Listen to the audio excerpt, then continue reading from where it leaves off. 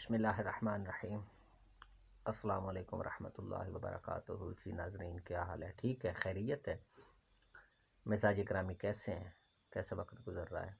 موسم انجوائے کر رہے ہیں؟ زندگی کے شب و روز بخوبی گزر رہے ہیں؟ معمولات دنیا بخوبی سر انجام دے رہے ہیں؟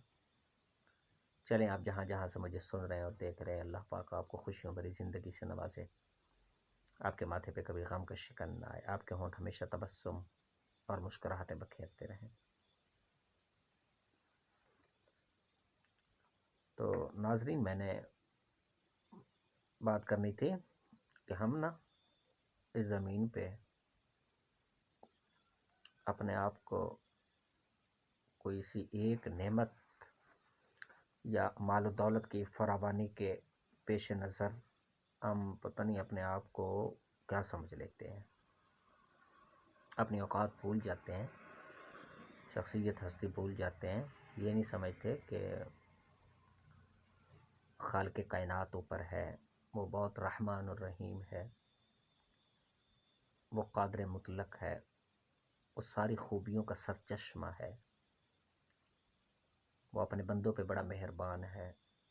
بس اس کا یہ نظام ہے جس طرح چل رہا ہے، وگرنہ اس کی بصارت والی آنکھیں دیکھ رہی ہیں جو کچھ بھی ہو رہا ہے، کوئی چیز اس کے احاطہ علم سے باہر نہیں ہے، ذرے سے لے کر پہاڑ تک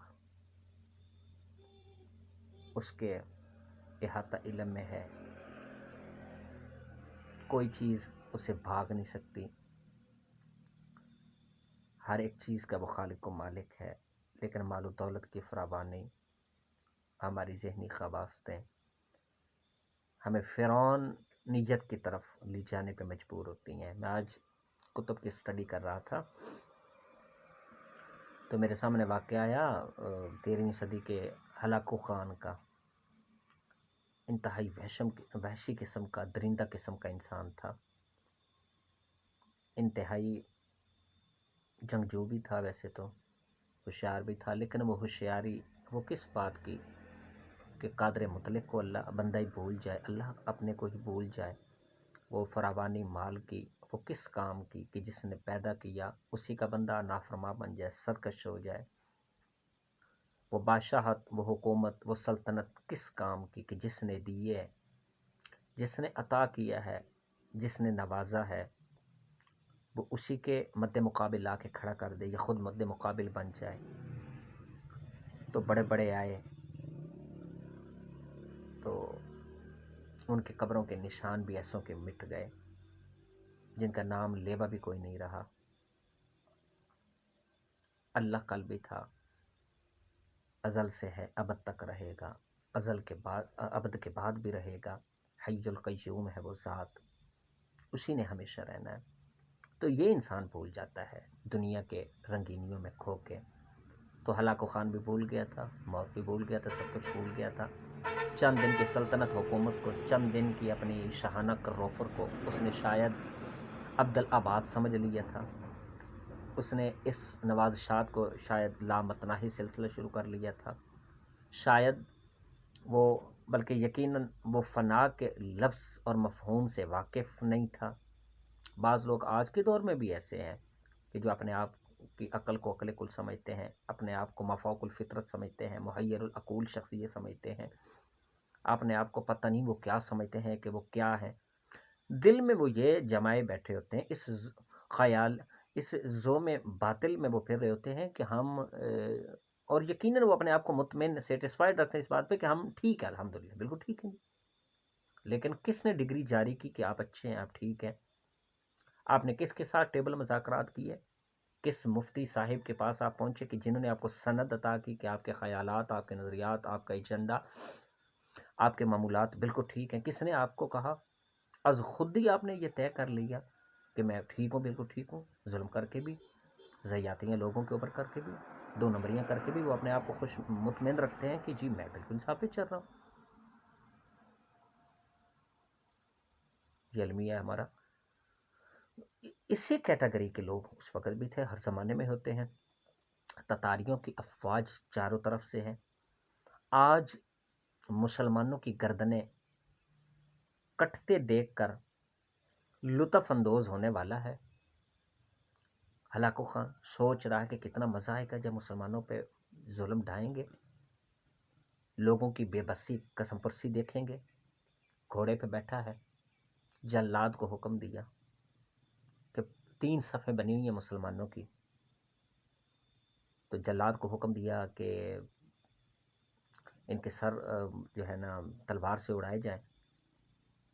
جلاد نے اشارہ پایا، حکم کی تعمیل شروع کی، گردنیں کٹنی شروع ہو گئی، پہلی گردن، دوسری گردن، تیسری، اسی لائن صف میں آخر میں ایک غریب بوڑھا مسلمان قیدی بھی ہے جو اپنے خاندان کا واحد کفیل تھا، بے بس تھا، مجبور تھا، پریشان تھا، مصیبت زدہ تھا، ظالم کی چنگل میں پھنس گیا تھا۔ تو جس بنا پہ ان مسلمانوں کو کیا جا رہا تھا، تہ تیغ کیا جا رہا تھا، قتل کیا جا رہا تھا، اس کا اس بات سے دور دور کا بھی تعلق نہیں تھا۔ لیکن جیسے دانوں کے ساتھ گھن بھی پس جاتے ہیں نا، اسی تناظر میں وہ بھی عنقریب اب ہلاکو خان اسے جلاد کو اشارہ دینے والا تھا۔ جب اس نے یہ سوچا، دیکھا کہ گردنیں کٹتی چلی جا رہی ہیں اور میری باری آنے والی ہے، تو موت کے خوف سے اس نے جو ہے نا فوراً دوسری صف کا رخ کیا، وہاں جا کے آخر میں کھڑا ہو گیا۔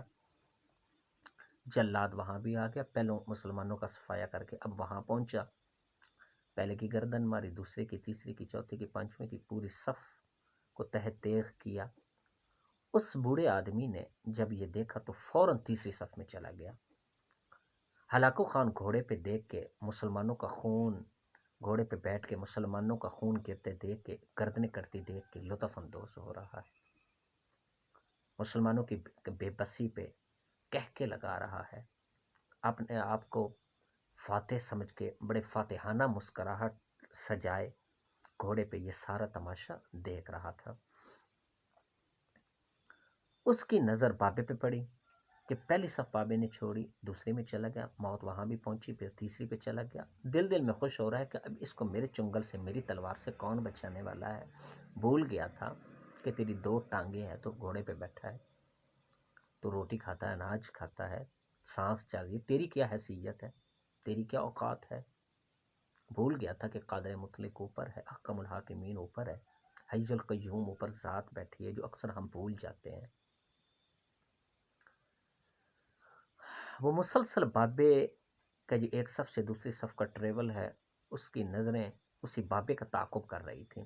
ہلاکو خان نے جب دیکھا کہ جلاد تیسری صف پہ پہنچا، بابا تیسری صف کے آخر میں پہنچا، گردنیں کٹتی چلی گئیں، جب بابے کی باری آئی تو جلاد کو اشارہ کہا کہ رک جائے، اشارہ کیا اور کہا کہ رک جائے، چونکہ بابے کی باری تھی۔ اب بابے کو بلایا گیا، ہاں بابا بتا کہ تو نے پہلی صف کو چھوڑا، موت وہاں بھی پہنچی، دوسری میں، دوسری کو چھوڑا، تیسری میں بھی موت پہنچ گئی، مجھے بتا تو نے کیا سمجھا کہ میرے ہاتھ سے تجھے کوئی بچا لے گا؟ میری تلوار تیرا تعاقب نہیں کر رہی، میرا جلاد کے چنگل میں تو نہیں آئے گا، اسے بچ جائے گا، میرے قہر و غضب سے بچ جائے گا۔ میرے حکم پا کے جلاد نے جب جو ہے نا اپنا ہاتھ روکا تو یہ بادشاہ کے سامنے، بادشاہ ساری باتیں پوچھ رہا ہے، بتا کون بچائے گا تمہیں؟ تھر تھر کانپ رہا ہے بابا، کہہ رہا ہے کہ جو ہے نا میں نے واقعی موت کے ڈر سے پہلی صف کو چھوڑا، دوسری میں، تیسری میں، لیکن موت وہاں بھی پہنچی۔ پھر میں پوچھ رہا ہوں کون بچائے گا میرے ہاتھ سے تجھے؟ تو نے کیا سمجھا تو بچ جائے گا؟ اب بابے کے تیور بدلے، مسلمان تھا، سچا مسلم تھا، چہرے پہ ایک اطمینان کی لہر آ گئی، بے فکری کے آثار اب چہرے پہ نمایاں ہونے لگے۔ اس کی متکبر آواز جنگل میں گونج رہی ہے، بابا سامنے کھڑا ہے، بابے کے منہ سے بڑی شان سے نکلا کہ مجھے بچانے والی ایک ہستی ہے، وہ قادر مطلق اللہ ہے، وہ تجھ سے مجھے ضرور بچا سکتا ہے، تیری حیثیت نہیں، تیری اوقات نہیں، تو ایک مٹی کی ڈھیری ہے، گوشت کی تو ایک گوشت کا بنا، گوشت پوست کا، ہڈیوں کا بنا ہوا ہے، تیری حیثیت اوقات کیا ہے؟ میرا اللہ بڑا کریم ہے، قادر مطلق ہے، وہ بچا سکتا ہے۔ زوردار کہہ کر لگایا ہلاکو خان نے، اور اس کشمکش میں، کہکے کی مد میں، تنازع میں، اس کا جو تھا نا وہ جو گرز ہاتھ میں پکڑے ہوئے، وہ گر پڑا۔ یہ بڑا جنگجو تھا، بڑا ہوشیار تھا، بڑا چالاک قسم کا تھا۔ اس نے اس گرز کو ہاتھ میں ہوا میں روکنے کے لیے نیچے جھکا تو قدرت کا تماشا دیکھیں، کچھ زیادہ ہی جھک گیا، نیچے جھکتے ہوئے کچھ زیادہ ہی جھک گیا۔ بابے کی بات پوری ہونے والی تھی، کچھ اس انداز میں گرا، ایک پاؤں رکاب میں ہی ہے، دوسرا رکاب سے نکل گیا، اور آدھا یہ ہوا میں، آدھا گھوڑے کے اوپر، آدھا زمین کے اوپر۔ گھوڑا ڈرا، خوف زدہ ہوا، لے کے بھاگا، اس قدر بھاگا، اس قدر اس ہلاکو خان کو لے کے بھاگا کہ پتھروں پہ پٹخ پٹخ کے اس کا سر کچل دیا،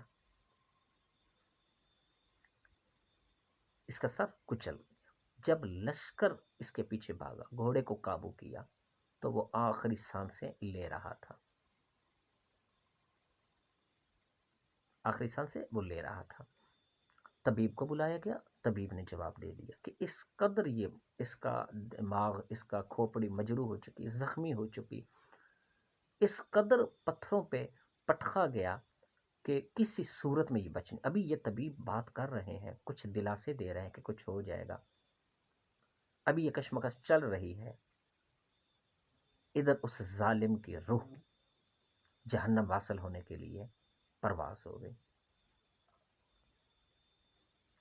اب لشکر نے، بابے کو کیا کہنا تھا، لشکر سارا بھی بابے کی اس حقیقت بھرا بیان یا حقیقت بھری بات جو تھی اس پہ خوف زدہ ہو گیا۔ لشکر نے اس کے بعد بابے سے آنکھیں ملانا بھی گوارا نہ کیا۔ بابا فاتحانہ مسکراہٹ لے کے، اللہ کی تحمید و تقدیس کرتے ہوئے، اس کی عظمتوں کے گنگناتے ہوئے عازم سفر ہو گیا، اپنے راستے پہ چل پڑا، اور وہ ظالم، وہ بدبخت، وہ وحشی، وہ درندہ ہمیشہ کے لیے جہنم واصل ہو گیا۔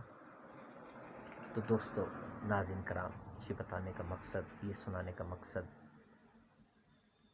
کہ تمام طاقتوں سے بڑھ کر طاقت میرے اللہ کی ہے۔ وہ اتنی عظمتوں والا ہے، وہ اتنی شانوں والا ہے، وہ اتنا قادر مطلق ہے، وہ صرف اس کو رحمان و رحیم نہ سمجھا کریں، وہ قہار و جبار بھی ہے۔ جب اس کی قہار و جباری والا، اس کے قہر و غضب والا کوڑا چلتا ہے نا، جب لاٹھی اس کی چلتی ہے، تو پھر ایسے کوئی بھی بچ نہیں پاتے۔ مظلوم کی آہ سے ڈرنا چاہیے۔ یہ سارے آسمان پھاڑ کے عرش معلی سے جا ٹکراتی ہے۔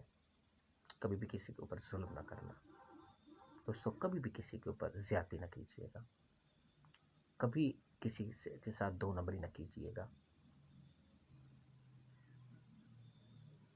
کسی کے منہ سے، کسی مظلوم کی زبان سے آہ نکل گئی، اور اللہ کی نظر آپ پہ، اور اللہ کی جو رحمت والی نظر ہے ہر وقت ہی ہے، اور اللہ کی رحمت والی نظر بدل گئی، قہر و غضب والی ہو گئی۔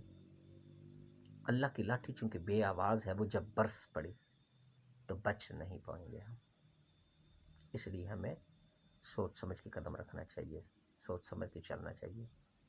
دنیا میں ایسے ایسے زندگی گزارتے ہم، واقعات ہو جاتے ہیں، تو صبر کا،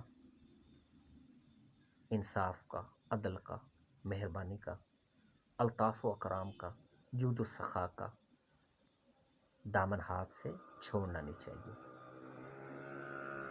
اللہ تعالیٰ اپنے ایسے بندوں پہ بڑا راضی ہوتا ہے کہ جو حق کے راستے پہ چلتے ہیں، جو اچھے راستے پہ چلتے ہیں، جو انصاف والے راستے پہ چلتے ہیں۔ اگر بات اچھی لگے تو کمنٹ سیکشن میں اس کا اظہار کر دیجیے گا۔ اظہار کرنے کے بعد بات بری لگے، غلط ہو تو اصلاح بھی کر سکتے ہیں میری۔